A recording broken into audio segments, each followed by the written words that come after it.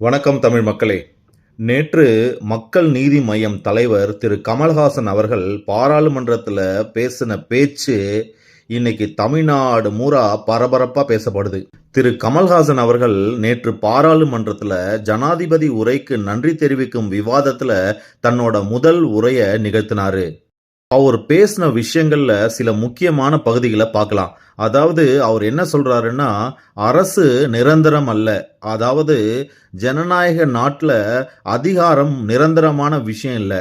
யாரையும் வாட்டி வதைக்க கூடாது. மக்களுக்கு சேவை செய்ய தான் நீங்க அதிகாரத்திற்கு வந்திருக்கிறீங்க அப்படின்னு சொல்றாரு. திரு அண்ணாதுரை அவர்களை நினைவு கூர்ந்து மாநில உரிமைகள், தமிழர் அடையாளம், மொழி உரிமைகள் மற்றும் பண்பாடு இது எல்லாம் முக்கியம் அப்படின்னு சொல்லிட்டு பேசினாரு.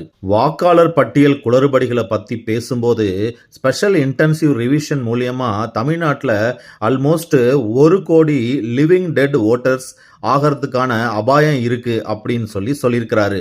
தேர்தல் ஆணையத்துக்கிட்ட சிறிய பிழைகள் மற்றும் முகவரி தகவறு காரணமாக அவங்களோட வாக்குரிமை பாதிக்கப்படுற சூழ்நிலை இருக்கு அப்படின்னு எச்சரித்தார்.